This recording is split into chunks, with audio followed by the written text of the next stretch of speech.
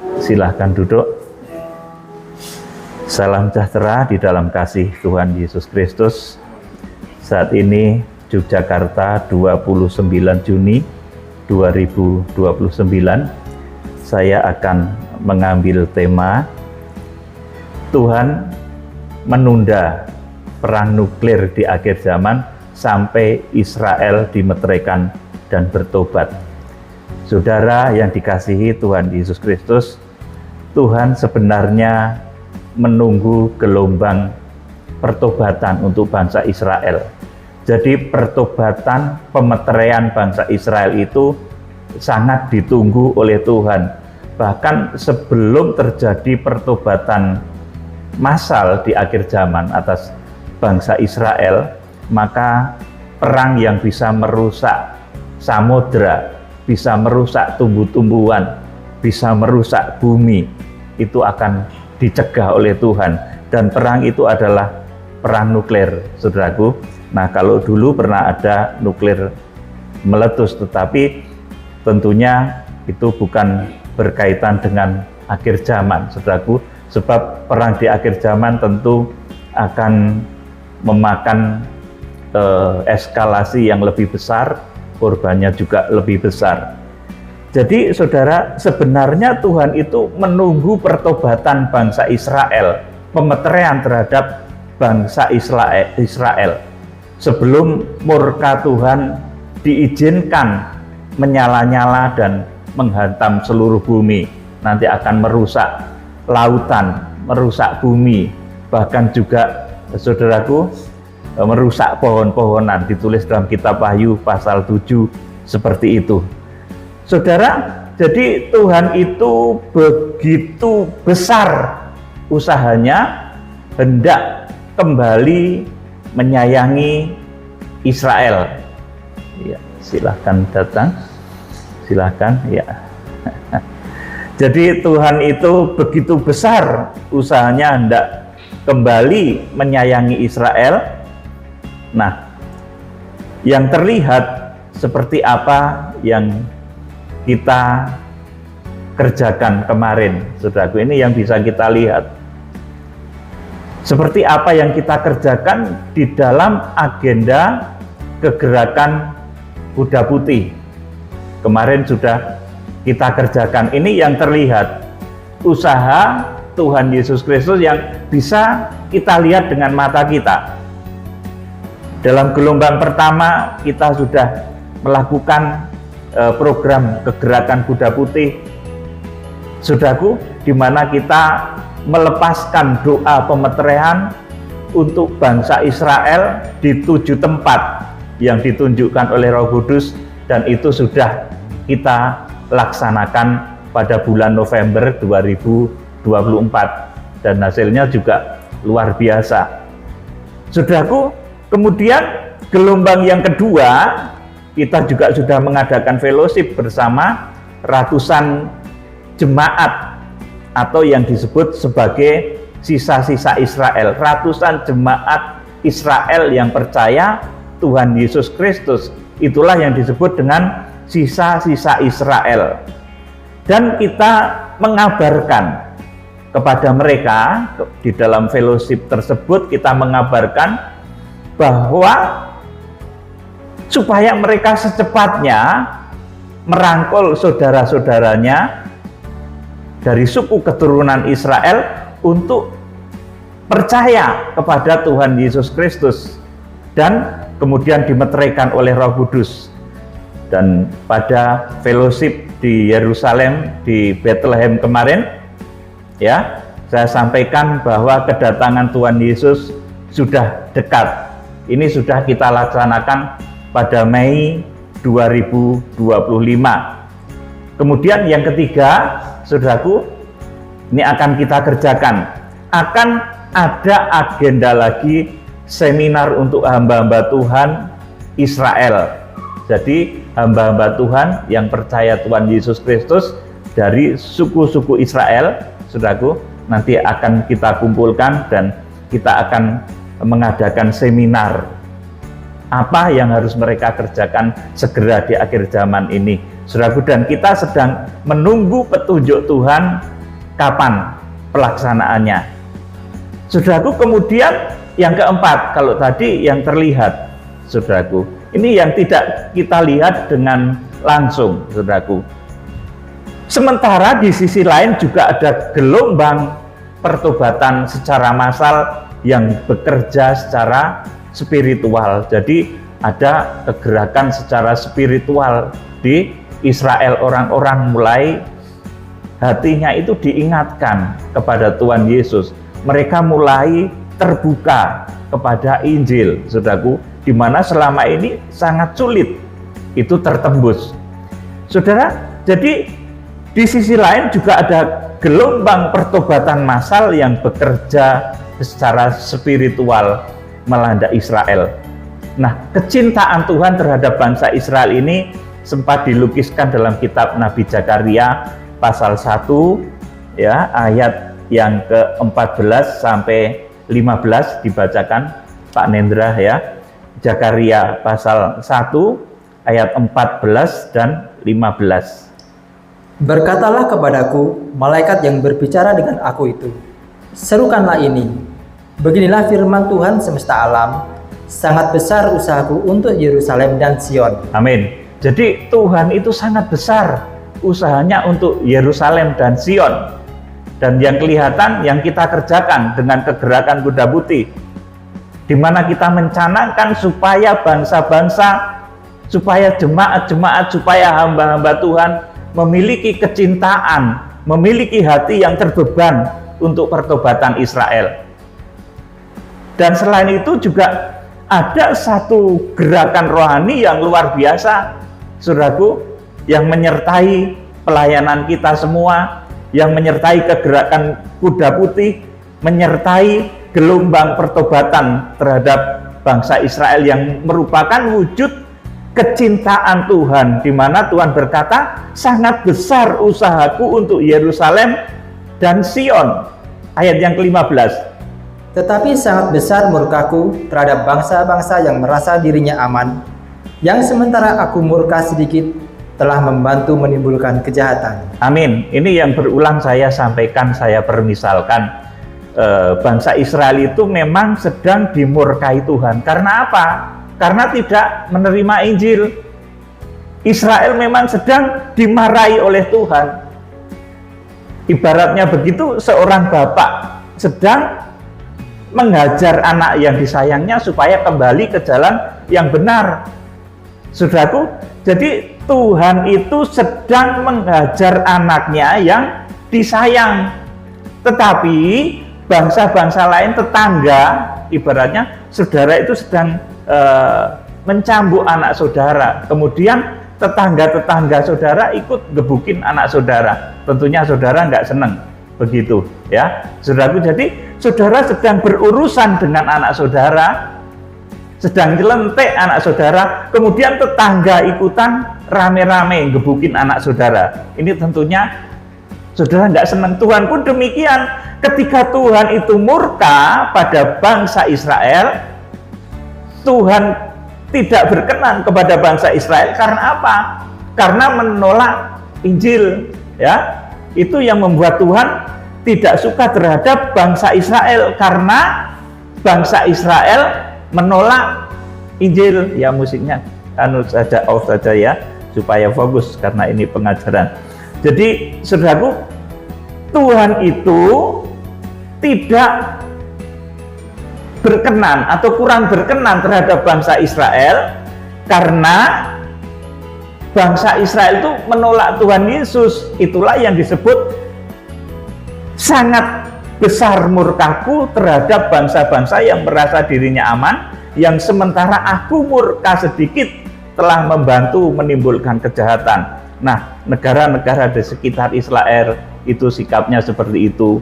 Melihat bangsa Israel sedang dimurkai oleh Tuhan, melihat bangsa Israel sedang dihajar, dihimpit oleh Tuhan, mereka justru sorak-sorak senang ikut-ikutan mukulin bangsa Israel, saudaraku. Dan ini membuat Tuhan justru nggak berkenan. Saudaraku yang dikasihi Tuhan Yesus Kristus, memang saya beritahu saudara, pemeteraian Israel itu di tengah suasana yang pertama hilang damai sejahtera, itu kuda merah. Kemudian resesi yang parah, itu kuda hitam. Kemudian di tengah-tengah suasana perang dan berbagai kesulitan yang meliputi 1/4 wilayah bumi, itu kuda kelabu. Saudara, tetapi meskipun demikian, ternyata Tuhan tidak izinkan pemusnahan massal terjadi sebelum Israel dimeteraikan. Perhatikan ini baik-baik. Tuhan tidak izinkan terjadi pemusnahan massal sebelum Israel itu dimeteraikan. Artinya apa? Bom nuklir itu tidak akan diizinkan Tuhan meledak sebelum Israel itu bertobat dan menerima Tuhan Yesus dalam bilangan yang ditetapkan oleh Tuhan. Kalau Alkitab menulis 144.000 orang dari suku keturunan Israel.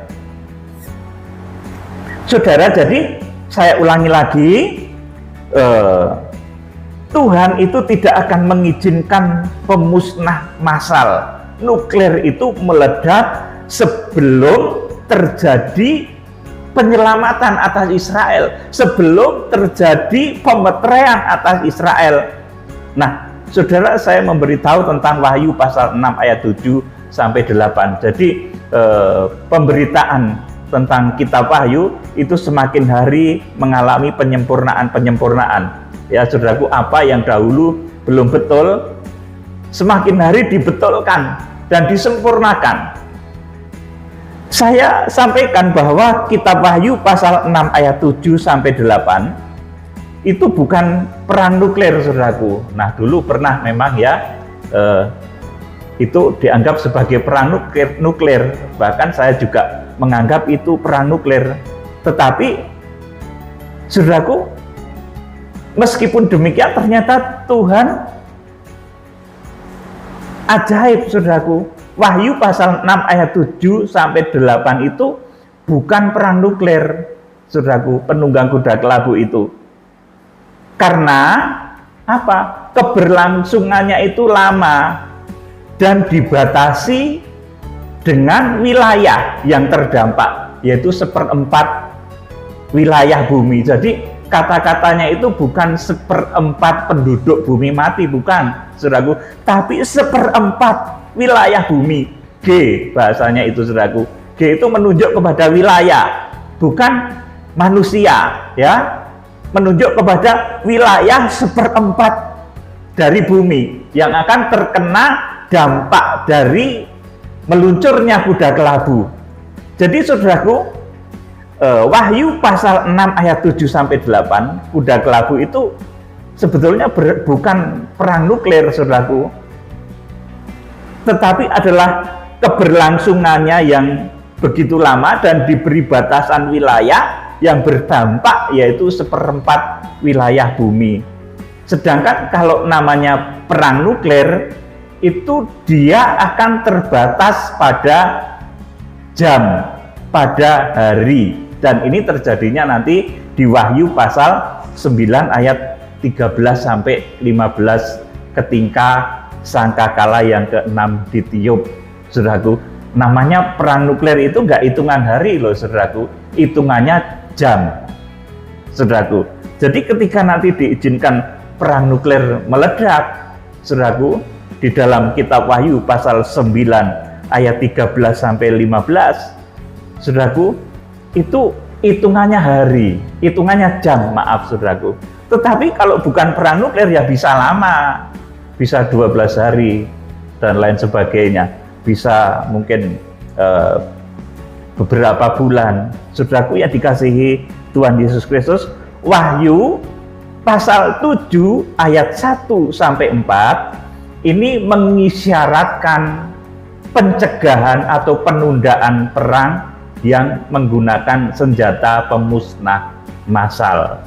Ini dulu belum diungkap ya, saudaraku.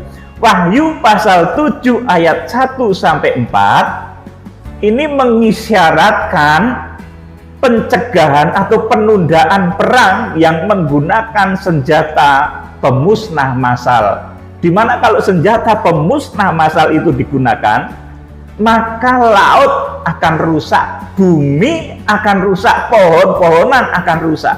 Dan ini dicegah. Sebelum bangsa Israel dimeteraikan, penggunaan senjata pemusnah massal itu tidak akan diizinkan oleh Tuhan. Saudara yang dikasihi Tuhan Yesus Kristus, kalau perang nuklir itu diledakkan ya saudaraku, itu membuat angin atau oksigen di bumi itu rusak atau menipis. Bahkan ketika ledakan itu terjadi, oksigen itu bisa tersedot ketika diledakkan itu. Jadi orang-orang yang di atas permukaan bumi ketika terkena radiasi atau ledakan nuklir itu bisa meninggal ya seketika, saudaraku. Yang sembunyi di bunker pun meninggal karena oksigennya dihentikan. Saudaraku, oksigennya itu seperti tersedot ke arah ledakan tersebut. Jadi, saudaraku, Wahyu pasal 7 ayat 1-4 ini mengisyaratkan pencegahan atau penundaan perang yang menggunakan senjata pemusnah massal yang bisa merusak bumi, bisa merusak lautan, bisa merusak tumbuh-tumbuhan. Saudaraku yang dikasihi Tuhan, jadi kalau nuklir diledakkan itu akan merusak bumi, merusak laut dan pohon-pohon. Ini bedakan dengan Wahyu pasal yang ke-6 ayat 7 dan 8. Kalau Wahyu pasal 6 ayat 7 dan 8 itu belum perang nuklir karena sasarannya terkonsentrasi pada target tertentu dan tidak menimbulkan kerusakan yang signifikan terhadap bumi, terhadap laut, terhadap pohon-pohonan secara global. Jadi saudara bisa bedakan ya, kalau perang nuklir itu nanti akan berdampak global, merusak bumi, laut, dan pohon-pohonan, dan ini di stop. Nggak boleh dulu terjadi sebelum bangsa Israel itu dimeteraikan. Nggak boleh dulu terjadi rusaknya bumi, rusaknya laut, rusaknya pohon-pohonan, itu nggak boleh dulu. Maka ditahan. Kita akan membaca Wahyu pasal 7 ayat 1-4 dibaca Pak Nendra. Kemudian daripada itu, aku melihat 4 malaikat berdiri pada keempat penjuru bumi, dan mereka menahan keempat angin bumi, supaya jangan ada angin bertiup di darat, atau di laut, atau di pohon-pohon. Ya, jadi kalau bom nuklir itu diledakkan, seperti angin itu seperti rusak, tertahan, saudaraku. Kemudian ayat yang kedua, dan aku melihat seorang malaikat lain muncul dari tempat matahari terbit. Ia membawa materai Allah yang hidup, dan ia berseru dengan suara nyaring kepada keempat malaikat yang ditugaskan untuk merusakkan bumi dan laut. Ya. Katanya, janganlah merusakkan bumi atau laut atau pohon-pohon sebelum kami memeteraikan hamba-hamba Allah kami pada dahi mereka. Amin. Jadi ini efek dari bom nuklir, saudaraku. Bom nuklir itu kalau diledakkan, saudaraku, akan membuat bumi, laut, dan pohon-pohonan itu akan rusak. Saudaraku, dan ini dicegah, saudaraku, oleh malaikat yang berwajah matahari. Janganlah merusakkan bumi atau laut atau pohon-pohon sebelum kami memeteraikan hamba-hamba Allah kami pada dahi mereka. Ya, saudaraku, jadi ini sesuatu yang luar biasa. Saudara boleh percaya, boleh tidak. Saya sempat kontak sama Presiden Donald Trump. Jangan dulu menggunakan nuklir. Ini ada, saya simpan sampai sekarang, saudaraku, dan dijawab, saudaraku. Dan luar biasa, saya tidak akan menyatakan lebih jauh pembicaraan saya di dalam hal ini. Saudaraku yang dikasihi Tuhan, jadi janganlah merusakkan bumi atau laut atau pohon-pohon sebelum kami memeteraikan hamba-hamba Allah kami pada dahi mereka. Sebelum Israel itu dipertobatkan, saudaraku, kalau kita sendiri, apalagi kita orang yang sederhana, orang lemah begini, kalau memberitahu pada Israel itu susah, saudaraku. maka melalui tangan yang kuat, melalui orang-orang kuat, nanti Israel itu akan dipertobatkan. Ya, saya sampaikan kepada Donald Trump, sebelum Israel menerima Yesus, maka jangan terjadi dulu ledakan nuklir. Saya sampaikan seperti itu, saudaraku, dan ya semuanya seturut dengan kehendak Tuhan. Saudaraku yang dikasihi Tuhan, jadi Wahyu pasal 7 ayat 1 sampai 4 ini mengindikasikan supaya jangan terjadi dahulu ledakan nuklir atau senjata pemusnah massal yang bisa merusak bumi, merusak laut, ataupun pohon-pohonan sebelum bangsa Israel dimeteraikan. Saya berpikir karena masih akan ke Israel lagi, saudaraku, masih akan mengadakan seminar di Israel. Ya, nanti waktunya saya sedang berdoa, saudaraku, dan segala sesuatunya kalau nanti memang ini harus kita kerjakan, ya saya berangkat meskipun kondisi seperti apa, saudaraku. Kalau Tuhan mengizinkan, Tuhan buka jalan di sana, terbuka juga, saudaraku, ya saya akan jalan mengadakan fellowship hamba-hamba Tuhan untuk bangsa Israel supaya mereka segera merangkul teman-temannya, keluarganya, saudaranya sampai nanti terjadi pertobatan yang dahsyat untuk bangsa Israel. Jadi sebelum bangsa Israel itu menerima Injil, saudaraku, maka saudaraku, Tuhan tidak akan izinkan senjata pemusnah massal itu diledakkan. Karena saudara ngerti, nuklir akhir zaman itu beda dengan nuklir yang digunakan di Hiroshima dan Nagasaki, saudaraku. Kekuatannya beratus-ratus kali lipat, bahkan beribu-ribu lipat kali, saudaraku. Jadi sangat bisa untuk merusakkan bumi, merusakkan laut dan pohon-pohonan, saudaraku. Dan tentang hal ini Presiden Trump sudah mengerti, saudaraku, bahwa harus ada pertobatan untuk bangsa Israel. Jadi selain Indonesia, Eropa, Amerika itu juga dipakai di dalam penggenapan rencana Tuhan untuk pertobatan bangsa Israel, saudaraku. Jadi kita berjalan sesuai dengan firman Tuhan saja, ya saudaraku. Kita akan mengalir. Kalau kita ternyata masih disuruh untuk ke Israel untuk fellowship hamba-hamba Tuhan di Israel supaya bangsa Israel segera bertobat, menerima Injil, saudaraku, ya kita berangkat. Saya nggak takut juga, saudaraku. Kalau Roh Kudus suruh, saya nggak takut. Dan waktunya Tuhan akan atur, saudaraku. Namun di atas semuanya kita berserah pada Tuhan, bagaimana rencana Tuhan selanjutnya. Saudaraku yang dikasihi Tuhan Yesus Kristus, pencegahan penundaan perang nuklir di akhir zaman di dalam kitab Wahyu, ditulis dalam kitab Wahyu pasal 7 ayat 1 sampai 4 ini, di mana sebelum pemeteraian dan pertobatan Israel, maka nuklir yang digambarkan sebagai senjata yang merusak bumi, sebagai pemusnah massal, perusak bumi, perusak laut, perusak pohon-pohon, sebagai senjata yang membuat pasokan oksigen di bumi ini rusak.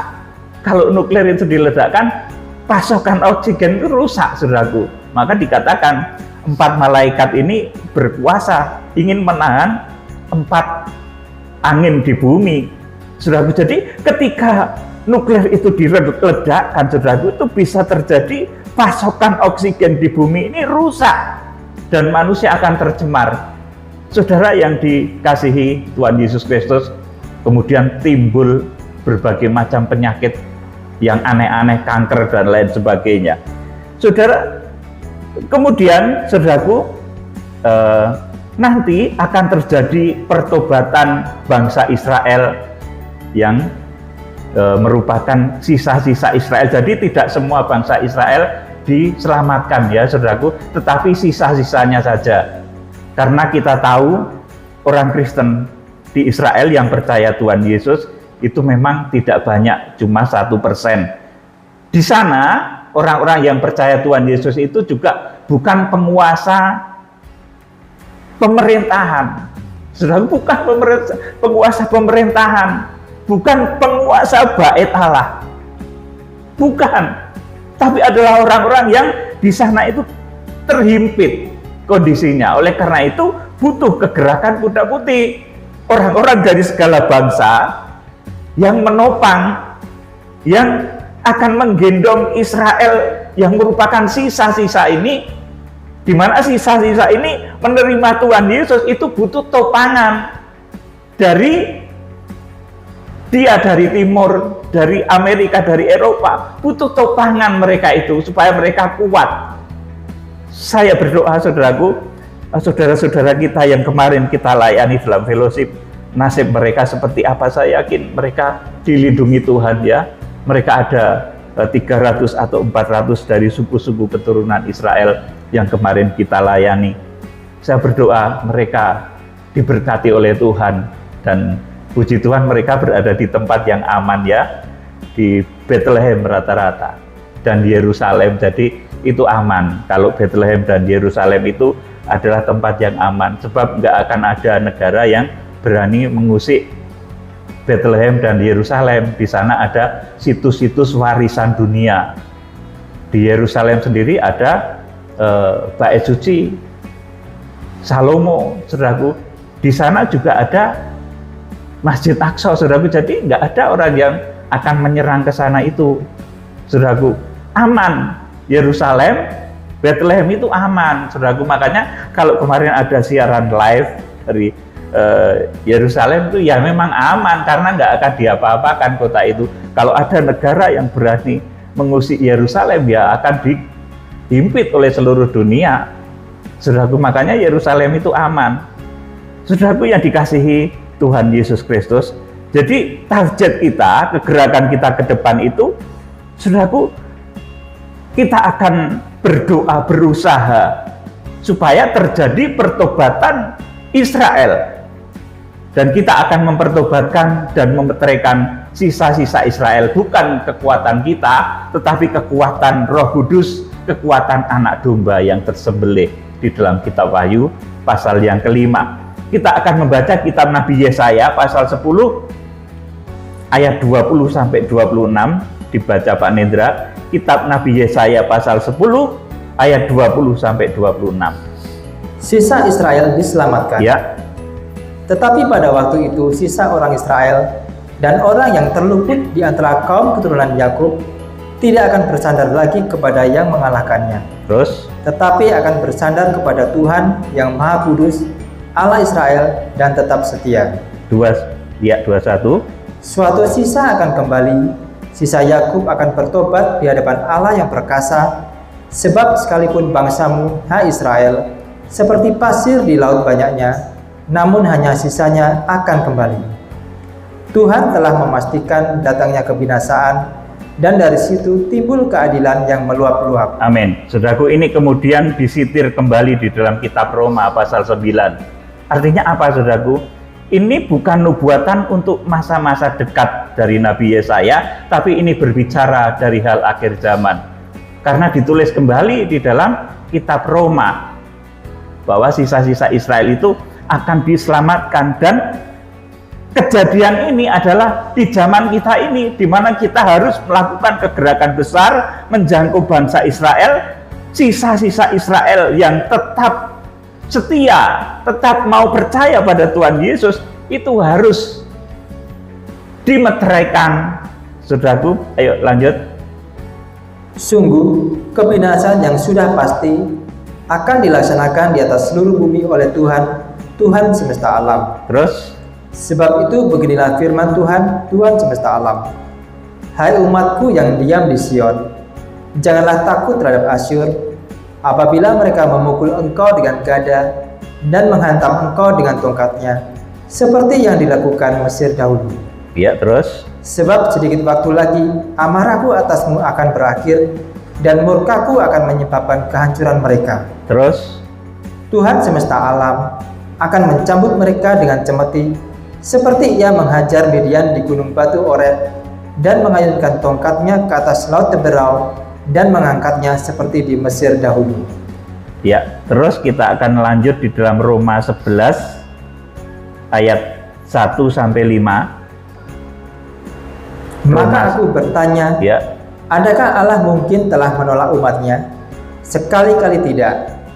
Karena aku sendiri pun orang Israel, dari keturunan Abraham, dari suku Benyamin. ya, jadi ini Roma, ini ditulis oleh Rasul Paulus, suratan Roma ini ditulis oleh Rasul Paulus, dia dari suku Benyamin, ya. Jadi Rasul Paulus itu dari suku Benyamin. Terus Allah tidak menolak umatnya yang dipilihnya. Ataukah kamu tidak tahu apa yang dikatakan kitab suci tentang Elia waktu ia mengadukan Israel kepada Allah? Tuhan, nabi-nabimu telah mereka bunuh, mezbah-mezbahmu telah mereka runtuhkan. Hanya aku seorang dirilah yang masih hidup, dan mereka ingin mencabut nyawaku. Terus Tetapi bagaimanakah firman Allah kepadanya? Aku masih meninggalkan 7.000 orang bagiku yang tidak pernah sujud menyembah Baal. 5. Demikian juga pada waktu ini ada tinggal satu sisa menurut pilihan kasih karunia. Amin. Saudaraku, kalau pada zaman Elia, itu Elia sempat putus asa karena kok tinggal aku sendiri yang menyampaikan kebenaran, menyampaikan firman. Selain itu kan nabi-nabi Baal, ada 450 nabi Baal yang dibantai di Gunung Karmel, ya, di Mohraka namanya itu, saudaraku. 400 nabi Baal itu dikalahkan. Ya, saudaraku, nabi Baal itu kalau ibadah ya tidak tertib, tentunya merusak mezbah. Kemarin disampaikan oleh rekan hamba Tuhan di sana, kenapa yang terjadi pada zaman Elia. Ternyata saudaraku, nabi-nabi Baal itu kalau ibadah nggak tertib, saudaraku. Mezbahnya itu dirusak, saudaraku. Jadi ibadahnya nggak tertib, putar-putar, saudaraku, memutar-mutari mezbah persembahan itu, kemudian melukai diri sendiri sampai akhirnya kesurupan pada siang hari. Jadi kalau ada fenomena kesurupan itu tanda dari sesuatu yang tidak benar, saudaraku. Saudaraku yang dikasihi Tuhan Yesus Kristus, di akhir zaman masih ada orang-orang yang harus kita selamatkan dari suku-suku Israel. Dikatakan di sini, demikian juga pada waktu ini tinggal suatu sisa menurut pilihan kasih karunia. Jadi memang tidak semua bangsa Israel nanti kita akan selamatkan, saudaraku. Kita akan bawa di dalam pemeteraian itu, tetapi hanya sisa-sisa tertentu, saudaraku. Saudara yang dikasih Tuhan, setelah Israel bertobat dan dimeteraikan, kemudian berjalan beberapa bulan, barulah diizinkan Tuhan terjadi berbagai rangkaian bencana akibat tiupan sangkakala. Jadi, saudaraku, nanti setelah Israel itu bertobat, dimeteraikan dengan jumlah yang ditetapkan oleh Tuhan, nanti akan terjadi rangkaian bencana yang merupakan penghukuman sangkakala. Dan ini, saudaraku, penghukuman sangkakala ini akan melibatkan bencana nuklir, saudaraku. Baik sangkakala yang kelima maupun sangkakala yang keenam, saudaraku. Jadi dalam penghukuman sangkakala ini, karena Israel sudah dimeteraikan, saudaraku, maka diizinkanlah bencana yang melibatkan nuklir itu terjadi. Dan itu terjadi, saudaraku, ditetapkan menurut jam dan hari terjadinya itu. Saudaraku, coba kita akan membaca Wahyu pasal 9 ayat 13 sampai 15. Ini ditentukan jam dan harinya, karena ini perang nuklir yang bisa merusak bumi, bisa merusak lautan, bisa merusak tumbuh-tumbuhan secara global. Kalau tadi di Wahyu pasal 6 ayat 7 dan 8 itu hanya merusak 1/4 dari area di bumi, saudaraku, dan tidak menggunakan senjata pemusnah massal. Tetapi ketika menggunakan senjata pemusnah massal, maka jamnya pun ditentukan dan korbannya juga manusia ditentukan jumlahnya, saudaraku. Yuk kita baca Wahyu 9 ayat 13 sampai 15. Lalu malaikat yang keenam meniup sangkakalanya, dan aku mendengar satu suara keluar dari keempat tanduk mezbah emas yang di hadapan Allah, Terus dan berkata kepada malaikat yang keenam yang memegang sangkakala itu, lepaskanlah keempat malaikat yang terikat dekat sungai besar Efrat itu.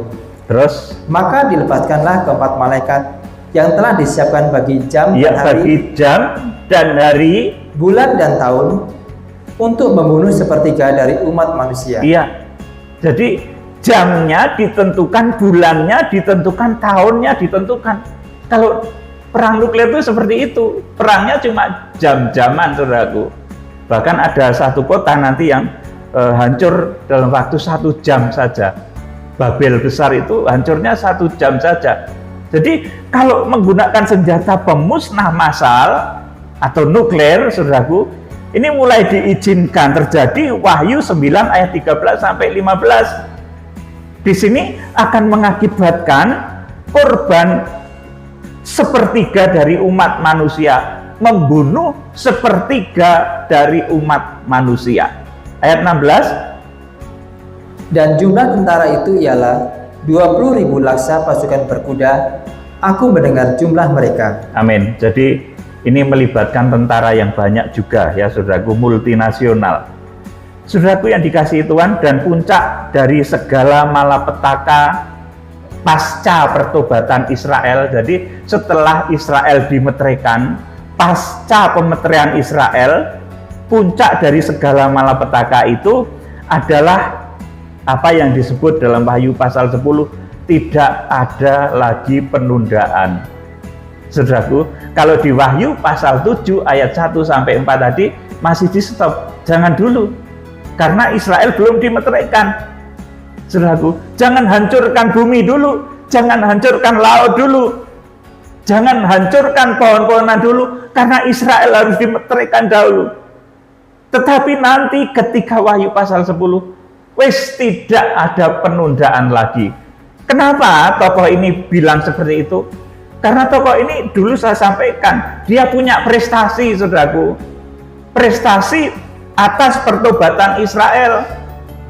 Sudah terjadi pertobatan atas bangsa Israel. Dan kalau bangsa Israel sudah terjadi pemeteraian, maka hitungan waktunya, hitung mundurnya itu sudah jelas.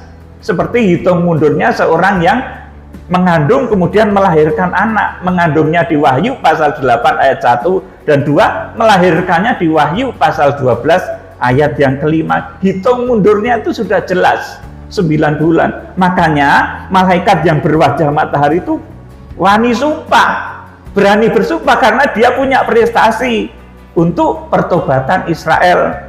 Nah, kita berdoa, saudaraku, supaya hal ini digenapi di dalam era, di dalam masa kita sekarang ini.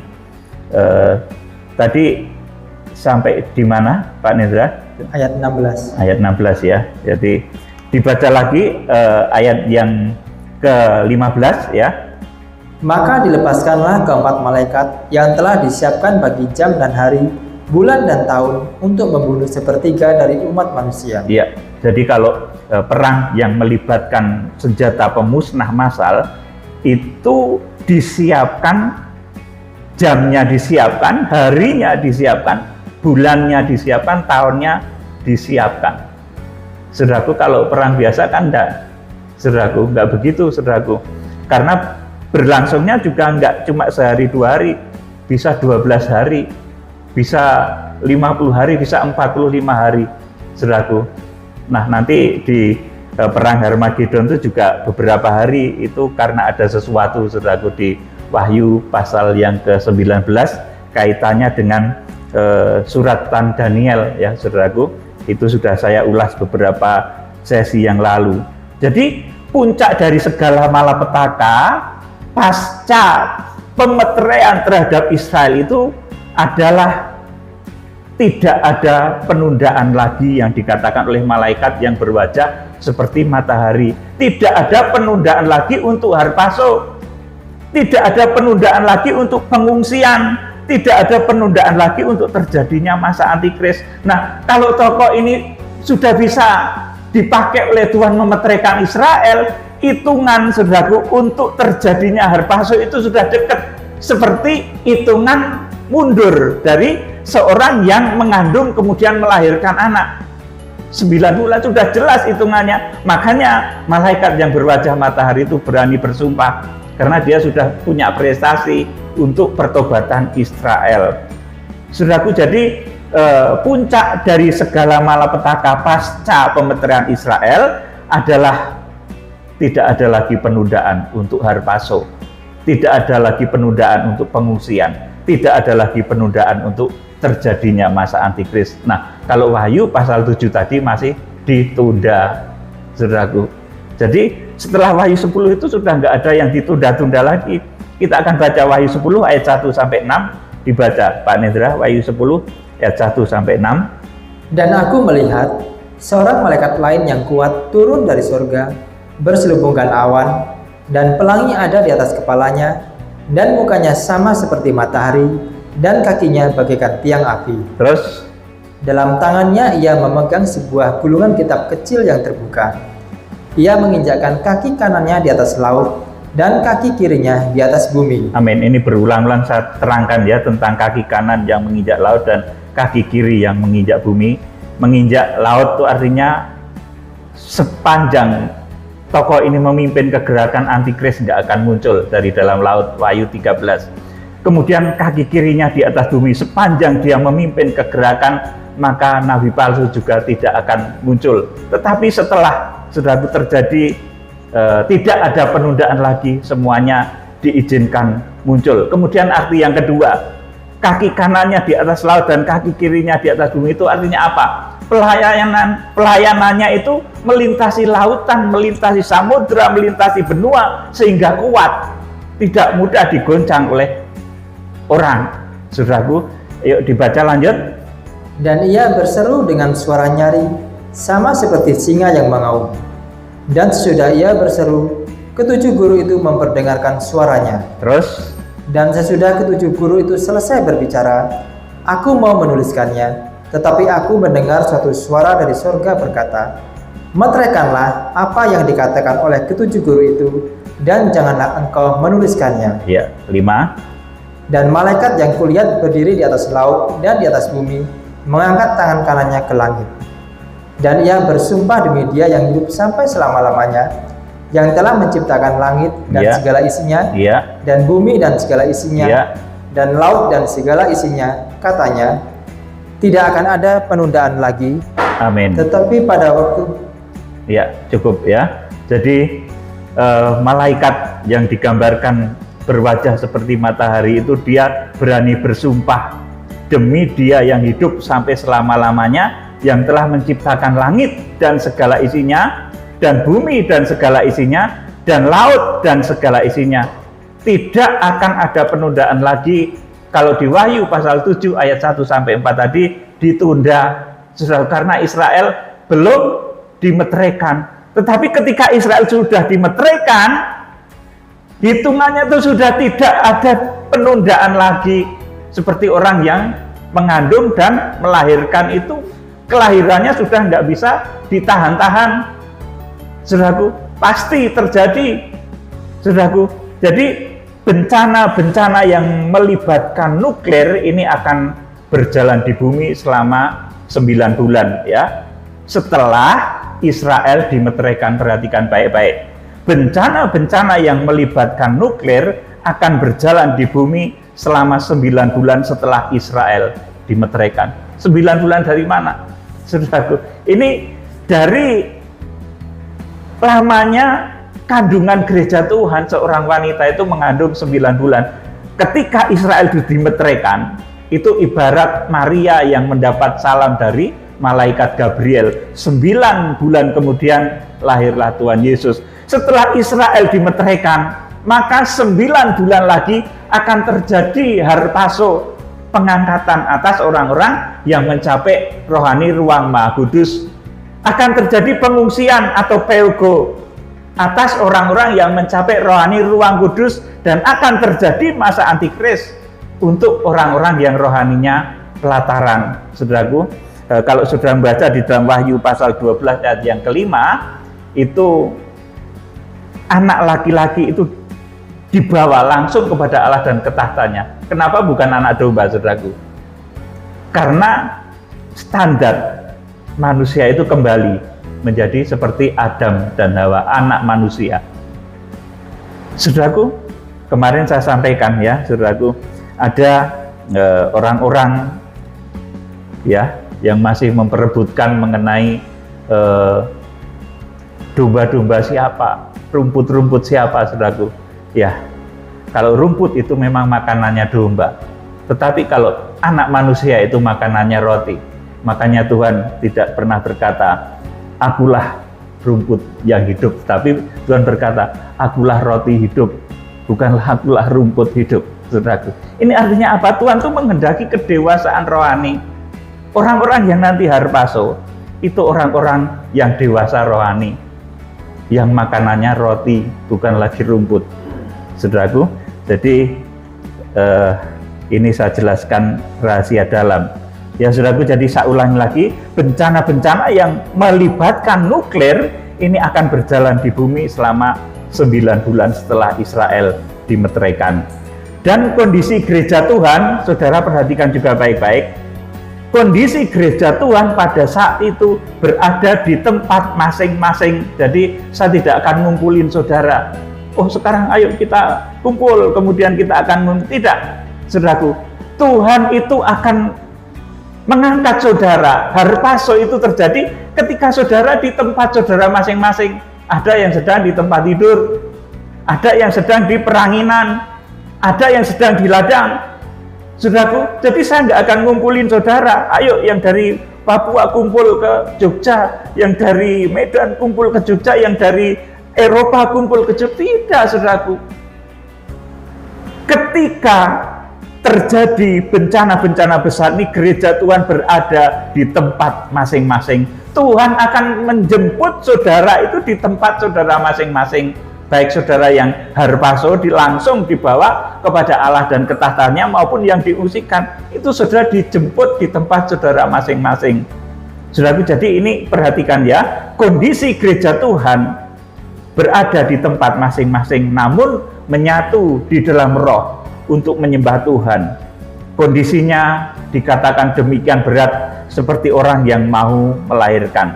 Nah, Wahyu pasal 12 ayat 1 sampai 6 merupakan pelaksanaan dari apa yang diberitakan malaikat yang berwajah matahari di Wahyu pasal 10, yaitu harpaso, orang yang langsung dibawa kepada Allah dan ke tahtanya, atau orang kenal ini rapture, saudaraku.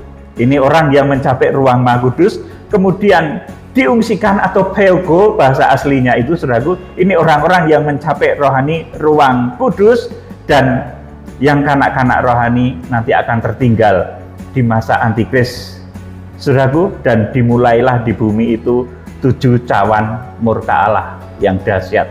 Saudara yang dikasih Tuhan, kita akan baca sebagai ayat terakhir Wahyu 12 ayat 1 sampai 6. Jadi saat ini saya menyampaikan rahasia dalam ya. Saudara kalau belum paham, sekali menyimak bisa mengulangi lagi nanti. Wahyu 12 ayat 1 sampai 6. Maka tampaklah suatu tanda besar di langit. Seorang perempuan berselumukan matahari dengan bulan di bawah kakinya, dan sebuah mahkota dari 12 bintang di atas kepalanya. Ya, ini kondisi gereja Tuhan pada saat itu, pada saat terjadi penghukuman sangkakala itu. Gereja Tuhan masih di bumi, saudaraku, tetapi akan dilindungi oleh Tuhan dengan caranya yang dahsyat dan ajaib. Ayat 2, ia sedang mengandung, dan dalam keluhan dan penderitaannya hendak melahirkan, ia berteriak kesakitan. Langsung ayat yang kelima saja. Maka ia melahirkan seorang anak laki-laki yang akan menggembalakan semua bangsa dengan gada besi. Iya. Tiba-tiba anaknya itu dirampas dan dibawa lari kepada Allah dan ke tahtanya. Iya, ini anak laki-laki yang akan menggembala semua bangsa dengan gada besi. Artinya orang yang dipelihara, saudaraku. Kalau anak laki-laki ini berkarakter manusia, saudaraku, saya akan sampaikan kepada saudara, domba itu gambaran dari jemaat, tetapi masih memiliki sifat-sifat daging. ya saudaraku. Jemaat yang selamat juga saudaraku. Domba-domba Allah itu selamat saudaraku. Tetapi namanya domba itu kan nggak boleh masuk ruang kudus, nggak boleh saudaraku.